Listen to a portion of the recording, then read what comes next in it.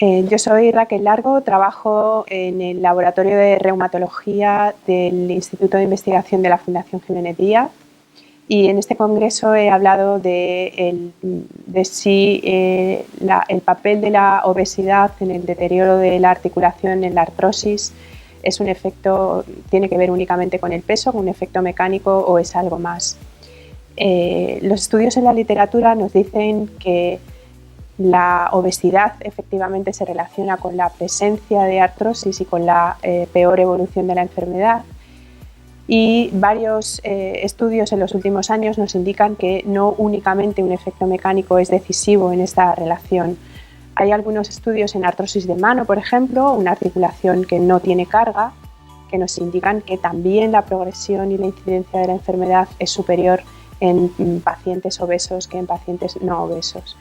Y cuando se analiza el componente, más allá de la obesidad, componentes relacionados con alteraciones metabólicas como el mal manejo de los lípidos o la resistencia a insulina, la hiperglicemia y cuál es su relación con el deterioro de la articulación en la artrosis, también se ve que estos factores, el acúmulo de estos factores, el síndrome metabólico, tiene un papel decisivo sobre la progresión de la enfermedad articular en la artrosis. Por tanto, hay bastante más que un componente mecánico que tiene que ver con un componente inflamatorio, con una activación de la respuesta inflamatoria, probablemente no una inflamación de alto grado, sino una inflamación de bajo grado, pero mantenida en el tiempo, que impacta de manera directa sobre la degeneración no solamente del tejido articular en la artrosis, sino también sobre la alteración de múltiples órganos y tejidos que sufren los efectos de esta respuesta inflamatoria crónica de bajo grado.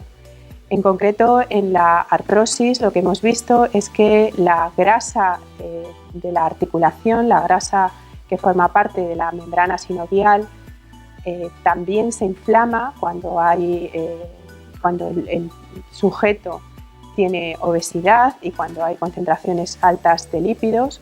Un estudio concreto que hemos hecho en el laboratorio recientemente es ver cómo el deterioro de la grasa de la membrana sinovial es similar al que sufren la grasa del tejido adiposo en pacientes con hiperlipidemia. Hemos estudiado en animales alimentados con una dieta rica en grasas, pero que no son obesos, ni son hipertensos, ni tienen un mal manejo de la ingesta de glucosa, como en estos animales únicamente en una concentración elevada de lípidos circulante es capaz de incrementar la inflamación en la grasa de la membrana sinovial, en la grasa